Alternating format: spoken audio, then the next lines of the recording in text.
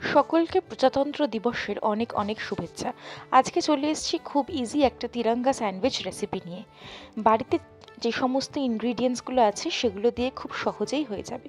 প্রথমে পাউরুটিগুলোকে আমি হালকা বাটারে একটু সেঁকে নেব। তারপরে স্যান্ডউইচটাতে আমি ব্যবহার করব ক্যাপসিকাম।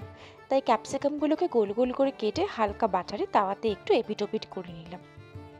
এবার আমার আসছে স্যান্ডউইচটা অ্যাসেম্বল করার পালা। প্রথমেই দেব ধনেপাতার চাটনি। এখন শীতকালে সবার বাড়িতেই ধনেপাতার চাটনি রেডিলি অ্যাভেলেবেল। যদি ধনেপাতার চাটনির রেসিপি চান আমাকে অবশ্যই কমেন্টস করে জানাবেন। চাটনিটা ভালো করে লাগিয়ে নিয়ে এবার তাতে দিয়ে দিলাম সটেড ক্যাপসিকামগুলো। এবার আমি সেকেন্ড লেয়ারটা বানাবো। সেকেন্ড লেয়ারের জন্য আমি নিয়েছি আলুর পুর। এই আলুটাকে আমি সেদ্ধ করে ভাজা পেঁয়াজ দিয়ে মেখে নিয়েছি। আপনারা চাইলে কাঁচা পেঁয়াজও ব্যবহার করতে পারেন। তাতে দিয়ে দিলাম পরিমাণ মতো চাট মশলা, আর লাগবে গ্রেটেড চিজ। আপনারা চাইলে এখানে চিজ স্লাইসও ব্যবহার করতে পারেন। এবার ফাইনাল লেয়ারটা বানাবো। তাতে আমরা দেব টমেটো কেচাপ, যেটা সবার বাড়িতেই রেডিলি অ্যাভেলেবেল। আপনারা চাইলে তেঁতুলের চাটনি বা লাল যে কোনো চাটনি ব্যবহার করতে পারেন। তাতে দিয়ে দিলাম গোল গোল করে কেটে রাখা টমেটো।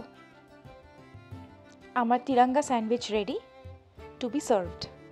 যেহেতু স্যান্ডউইচটা অনেকটা বড় হয়েছে তাই আমি এটাকে মাঝখানে কেটে সার্ভ করব, তাহলে খেতে সুবিধা হবে। আপনারা চাইলে স্যান্ডউইচটাকে 4 ভাগেও ভাগ করে নিতে পারেন। কাটার সুবিধার জন্য আপনারা মাঝখানে একটা টুথপিক ব্যবহার করতে পারেন।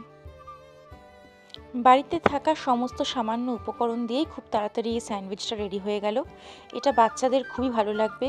আপনারা রিপাবলিক ডে, ইন্ডিপেন্ডেন্স ডে বা এমনিও যে কোনো সময় বাচ্চাদের এটা বানিয়ে দিলে খুব সহজেই ওরা ভালোবেসে এটা খেয়ে নেবে। সাথে ক্যাপসিকাম, টমেটোর মতো সবজিগুলোও ওরা খুব ইজিলি খেয়ে নেবে। আশা করি আমার এই রেসিপিটা আপনাদের সবার খুব ভালো লেগেছে।